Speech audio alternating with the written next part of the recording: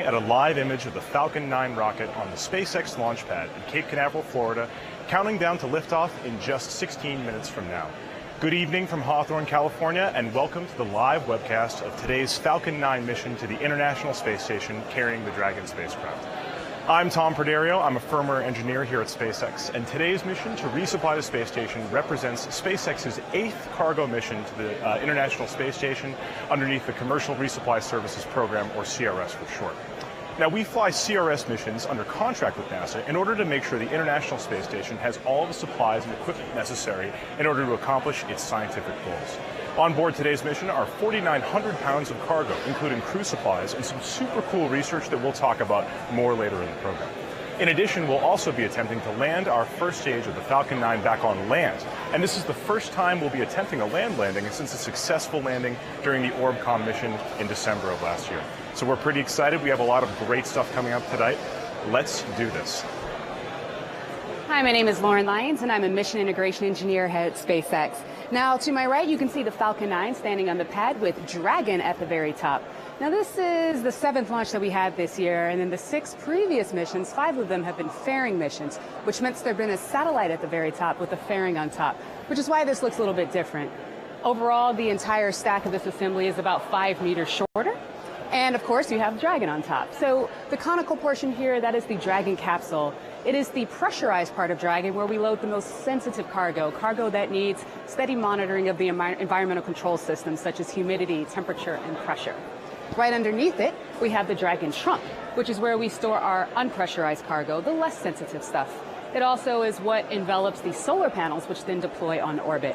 Now, below Dragon, everything is the Falcon 9, and it's the standard rocket, everything that you see, the same rocket that you see for our fairing missions. You have the second stage, which is right underneath Dragon, and this operates in the vacuum of space, propelling Dragon up to the International Space Station with a single Merlin engine at the very bottom. Underneath the second stage is the first stage. It's our booster, and that's the part of the vehicle which at T0, the 9 Merlin engines on the very bottom ignite and lift the whole assembly up before it then separates from the second stage, then flying back down to land. And as we mentioned earlier, we're going to tell you more about that as it's happening. Today's launch window is instantaneous. Now, what that means, instead of, in these past missions we've been seeing, these fairing missions where we have maybe about 2 hours where we can launch anywhere in between those 2 hours, today we have an instantaneous window, which means we need to launch at 12:45 a.m. local time. The reason for this is the International Space Station is a moving target flying over the Earth, and we need to inject Dragon right underneath it. The reason we want to do it right then is because that minimizes the amount of extra burns that the spacecraft needs to do and makes the mission overall more efficient. Now, below here, you're going to see our mission timeline and where all of the major events that are going on this mission will be tracked, and we'll talk you through them as they come up. Happy Sunday night from the headquarters here in Hawthorne, California. Brian here again, happy to be back on the factory floor. Now, today's Cargo Dragon mission will be bringing up a ton of cool payloads to those astronauts that are orbiting in space on board the International Space Station. Now, we'll be bringing up all the usual things that Cargo Dragon missions do to them, food, spacesuit, etc. But we're also going to be bringing up some cool mechanisms and science payloads.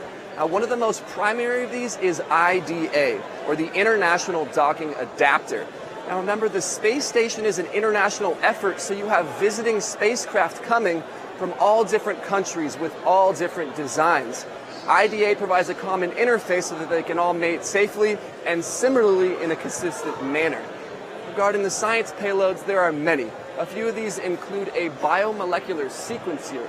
Now, we do DNA sequencing on the ground to identify different organisms, be they small microbes or much larger organisms. Now, we've done DNA sequencing on Earth, but never out in space before. This will help us in the quest to identify plants on other planets, medicine, food, maybe even extraterrestrial life forms as well. Regarding science payloads on board today's CRS-9 mission, the next 2 regard health. The first is osteomics. As the root implies, this is going to be studying bones out in space. Now, in the same vein, no pun intended, heart cells will be going up with that one as well. Now, out in the microgravity environment, we have to resist, even in our idle state, much less against the force of gravity, so our bones deteriorate and our muscles atrophy much more quickly. The study of these mechanisms out in space as they compare to the health research done on Earth is a very important thing as we attempt to spend longer and longer durations out in space. Those are a few examples of the payloads on board, with many more. Good evening, everybody. I'm John Federspiel, a lead mechanical engineer here at SpaceX, and as you know, we are launching Dragon for our 9th commercial resupply services mission to the International Space Station. Now, I have been following today's countdown, and the good news right now is all stations are go, and the team right here in Hawthorne, as well as our team at the Launch and Landing Control Center in Cape Canaveral, are working no issues at the moment. Right now, we are finishing up loading the propellants on our first and second stage vehicles, and as of this moment, we are completely full of the RP1, our refined kerosene, on both the first and second stage, and we are about half full loading the liquid oxygen on our second stage and just topping off the liquid oxygen loading on our first stage. Now, this entire loading process is loading about 1.1 million pounds of propellant on both the first and second stage, and we do that entire effort in just under 30 minutes. Now, when that vehicle is fully filled on the pad, the propellants will represent just over 90% of the overall vehicle's mass that's taking Dragon to orbit today. And speaking of Dragon, that vehicle weighing over 20,000 pounds, to give you a sense of scales for what we're trying to do here, is all go as well. We finished loading the final cargo into that vehicle about a day ago. Those are the time-critical experiments for the International Space Station. Everything there checked out okay. And the next major mission or event coming up for the Dragon team is at the T-minus 8-minute mark, about a minute and a half from now, when that vehicle is going to transition to internal power. The team right now is just monitoring the final few checks as Dragon prepares to go to internal power. Meanwhile, as you know, we're launching from the Eastern Range with the Air Force, the 45th Space Wing supporting us. They've given us the go for today's launch. We are also working no constraints for today's launch window. So to recap, both Falcon 9, Dragon, the range, and weather are go for today's instantaneous launch window at 9:45 p.m. Pacific Standard Time. Now, the life of every single Dragon vehicle that we build is an entire book, but the first chapter is always the same. It's the manufacturing of the vehicle itself. It starts off in pieces, just like a puzzle, where the individual components are tested to make sure that they work, and then they're assembled in what we call the integration phase of the entire campaign. That occurs in the clean room, that large glass structure that you see just behind me. Now, that integration and testing campaign lasts for a few months. Once all the subsystems are verified that their behavior is nominal, we ship the vehicle out to the Cape, where it performs final checkouts, concludes its late loading, as Lauren and Japhet just mentioned, and then launches up to space, which you're about to see for CRS-9 today. Now, the goal for each of these commercial resupply missions is to deliver cargo to the International Space Station and then return some pressurized cargo home. Now, Dragon is currently the only vehicle that is equipped to do this. After these few cargo missions under our belt, Dragon 2, Crew Dragon, is next. Now, today's Dragon mission is sending cargo to the International Space Station, but in the future, we'll be sending crew. And we're already making steady progress on our ability to upgrade the Dragon capsule in order to carry astronauts. Now, aside from things like seats and environmental control systems, safety is really critical to those upgrades. One of the most significant of those upgrades is the implementation of the launch escape system.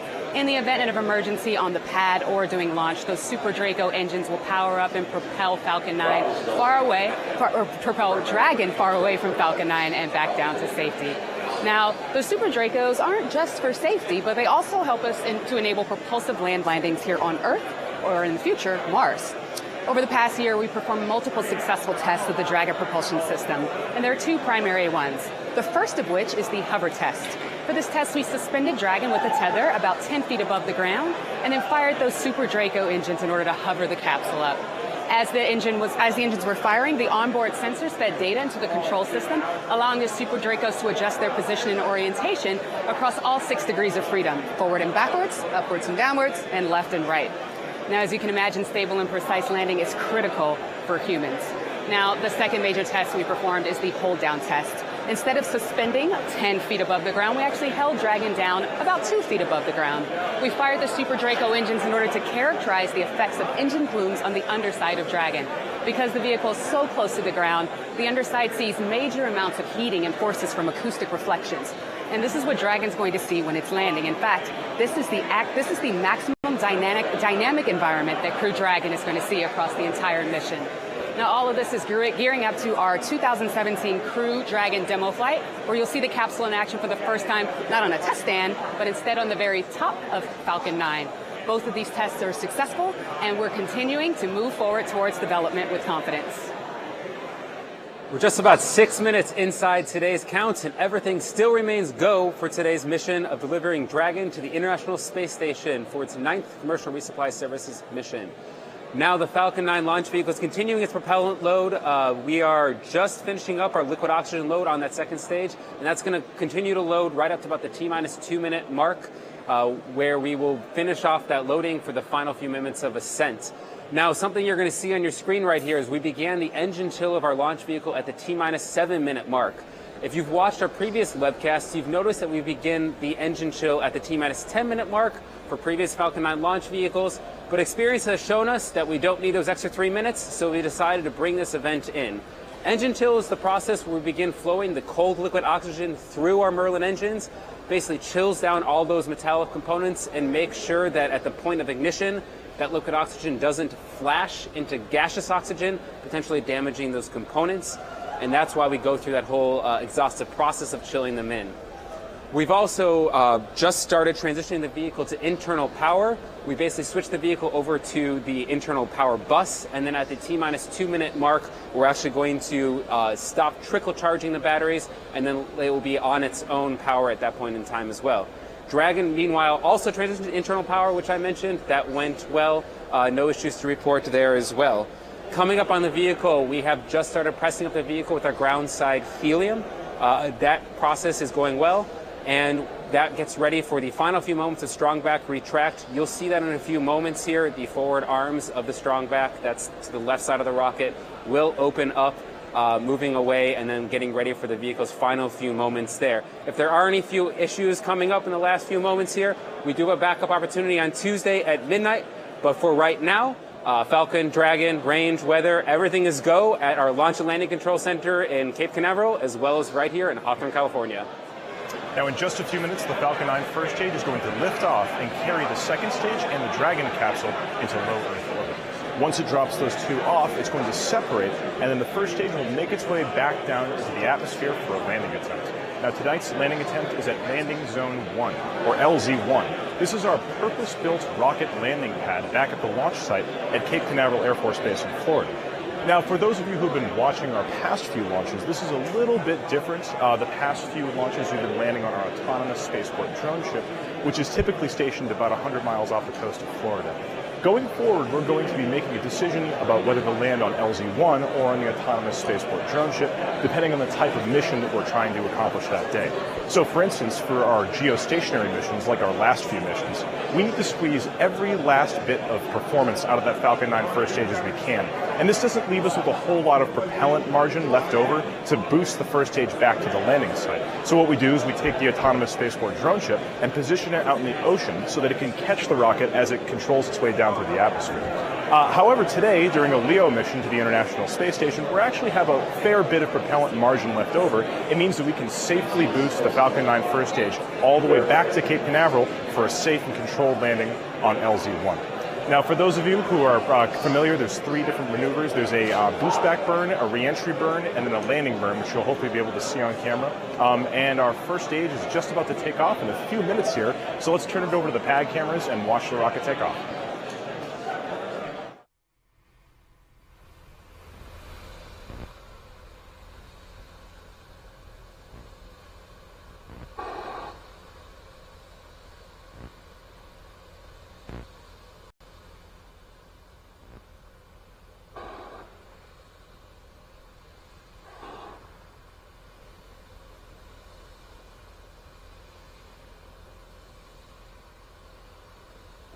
Stage 2 lock secured for flight.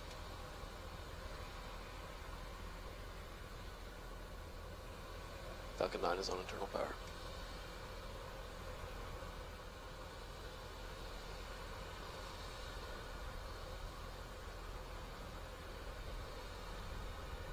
M1D TC ground supply at full pressure.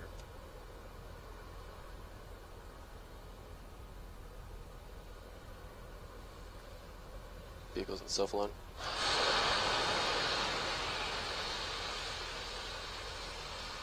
Stage 1 and Stage 2 cryo helium secured for flight.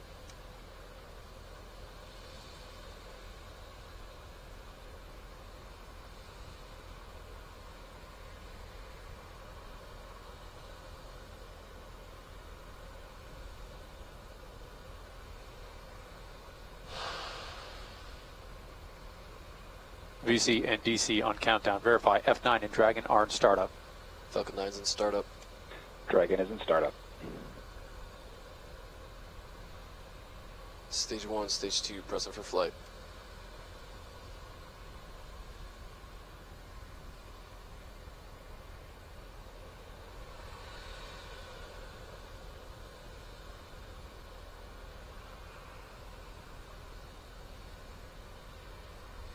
T-minus 30 seconds.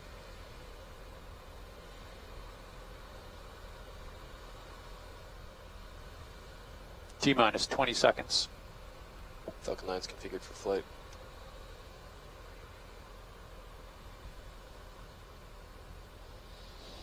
T-minus 10, 9, 8, 7, 6, 5, 4, 3, 2, 1.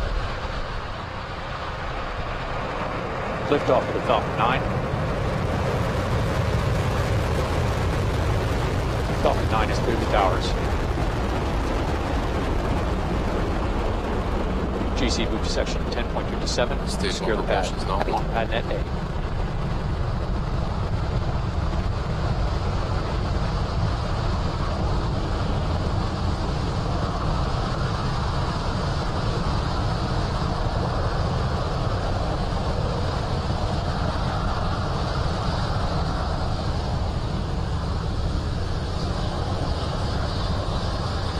Avionics, telemetry, and power report.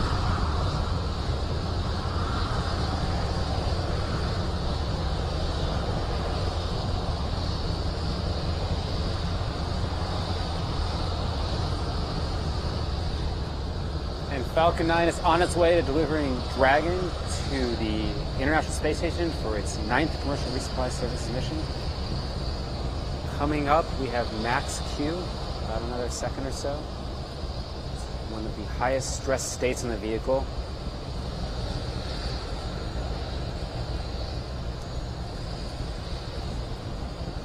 Shortly after this, in about another minute, we will have main engine cutoff. This first stage burn will last for till the 2-minute and 20-second mark. Stage 1 propulsion's nominal. After that point in time, we will be deploying the booster. You just heard the propulsion call out that propulsion is nominal right now. And we've begun chilling in our Merlin vacuum engines on the second stage, getting ready for ignition right after separation. Now, because we are landing back at landing zone 1, you will see the stage 1, you may not see this, but the stage 1 will be doing a quick flip maneuver right after separation. Head right back. And then shortly after we have the second engine start, the Dragon nose cone will be separating and deployed as we leave the atmosphere of the Earth.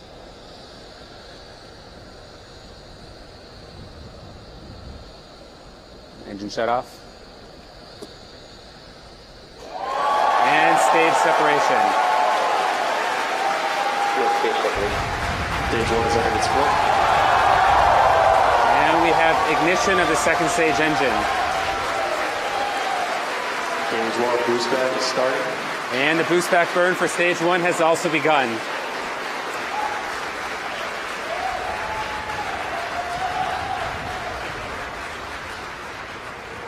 Stage 2 propulsion is nominal.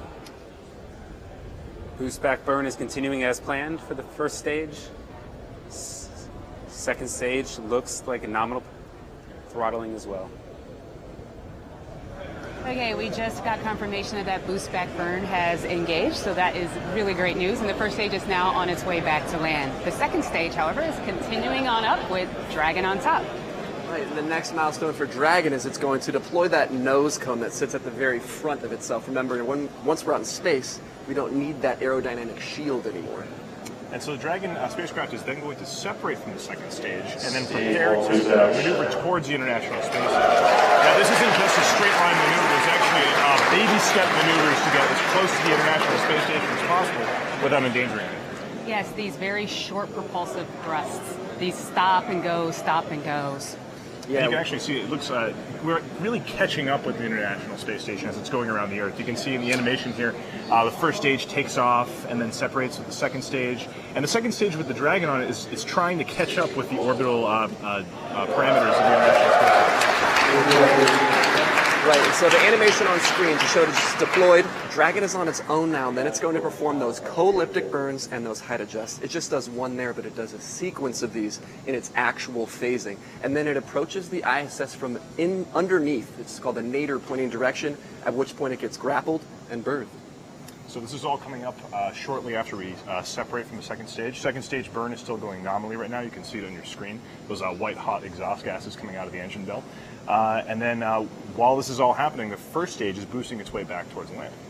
Yeah, we're going to continue to bring you updates as we hear about the next burn that happens. But in the meantime, let's keep talking about Dragon, huh? And so, yeah, once it gets to the station itself, it will get grappled, and then that canadarm, that's the mechanism that does it, will pull the Dragon spacecraft in, at which point we say that we're berthed. That's when the common berthing mechanism, active on the ISS side, passive on the Dragon side, it gets opened up, and the astronauts can take advantage of all that cargo that got sent up. So we're getting pretty close to some burn maneuvers for the first stage. Let's take it back up to JFED and see what's going on with the first stage. So we are just over 5 minutes into today's mission, and so far everything is proceeding nominally, as we like to say around here at SpaceX. That second stage engine you see on the right side of your screen, putting out just about 210,000 pounds of thrust right now. It's doing its job splendidly. It is going to be burning for about another 4 minutes right now, cutting off around the 9-minute mark. They will be putting Dragon into an orbit of about 200 kilometers by 360 kilometers. Everything there looks like it's going well. Meanwhile, the first stage, you heard the crowd cheer and call-outs for the boost back burn. That did perform successfully. Looking at the track, the rocket is going exactly as we want it right now. Coming up in about 30 seconds right now, we're going to have the entry burn. That boost back burn, basically what it does is it negates all that forward velocity and puts us on a trajectory back at landing zone 1. The entry burn is really there to slow the vehicle down as it comes through the atmosphere. The atmosphere can be very damaging to the first stage, and so we basically want to slow it down as it comes into the atmosphere.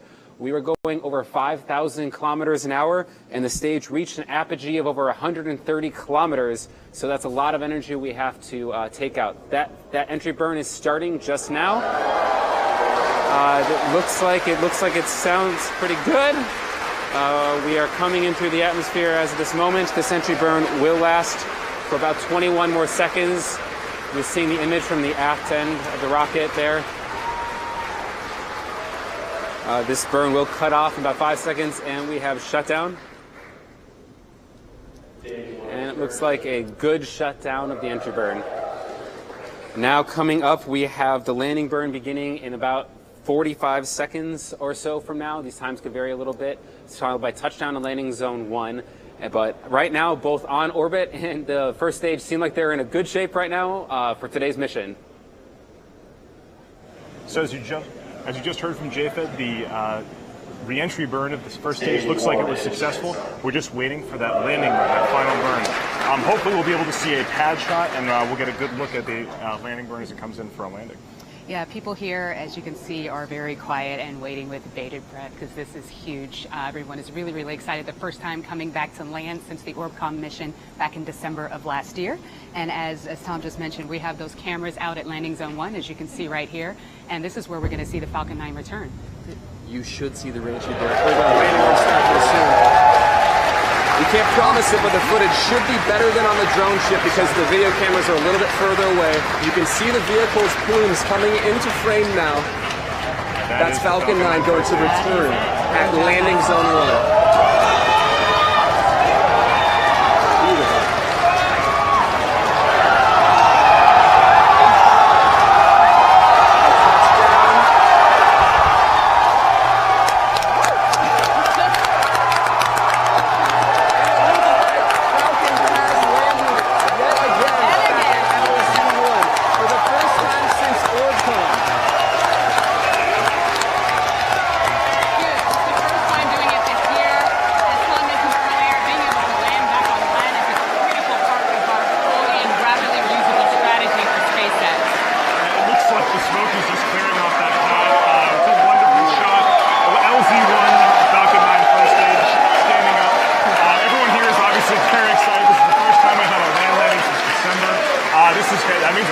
successful boost back burn, a successful re-entry burn, and then now a successful landing burn, as we all just got to see on camera. This is a very different problem than landing back at the drone ship, too. It opens up a whole slew of different trajectories. And so recovering a first stage back at LZ1 is yet another milestone to give us a ton of information as we move forward. Now, it's important to remember the primary mission today is still to get the Dragon to the International Space Station. That sounds like it's going pretty well right now. We're just waiting for a successful confirmation of orbit from the Dragon. So that Dragon spacecraft is going to still be heading towards the ISS. We're going to have a separation maneuver sometime soon here. And then after that is going to be a solar array deploy. That's when the big solar array panels pop up beside the Dragon.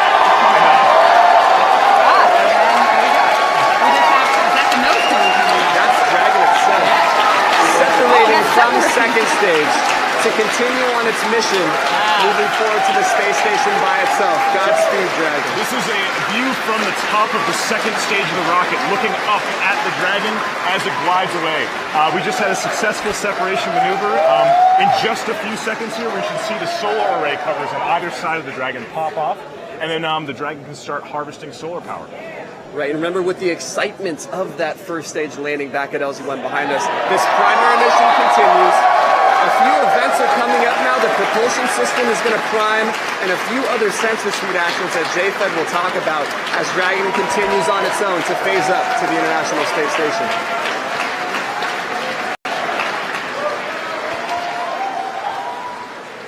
Things are going well in orbit right now. Dragon is in its good orbit right now. Prop priming is going on right now, and in about 15 seconds or so, we'll see the solar rays pop off of Dragon. That should happen in a few moments. Everything so far is looking good. Just seeing what their Dragon mission director and team right now are reporting that vehicle is healthy in orbit, and everything there is expected.